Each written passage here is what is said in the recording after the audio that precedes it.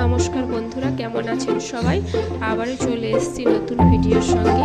Healthy and tasty ফুডে আপনাদের অনেক স্বাগত। আমি আজকে বানাবো আমার পুরোনো দিনের রান্না। বানাতো এটা কচুরলতি দিয়ে মাছের ডিম দিয়ে টক।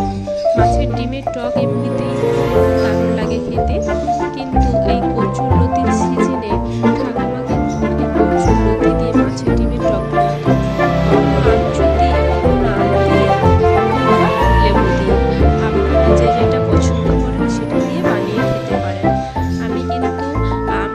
বানিয়েছি কচুরলতিকে একটু ভাপিয়ে নিতে হবে ভালো করে নুন দিয়ে, তাহলে ওর চুলকানি জলটা কিন্তু বেরিয়ে যাবে।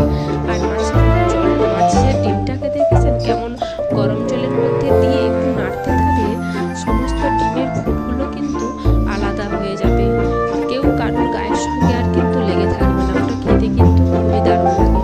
তাছাড়া মাছের ডিমের চাটনি বানালেও খেতে কিন্তু ভালো লাগে। আপনারা অবশ্যই ট্রাই করে দেখবেন।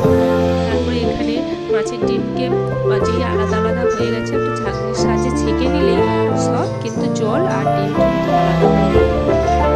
তারপরে বানিয়ে নিচ্ছি। বানানোর জন্য কিন্তু আমি কুমড়োর বীজ আর সর্ষে ব্যবহার করেছি। সর্ষেটা কম খাবো বলে তাই কুমড়োর বীজ ছিল। কুমড়োর বীজ কিন্তু আপনারা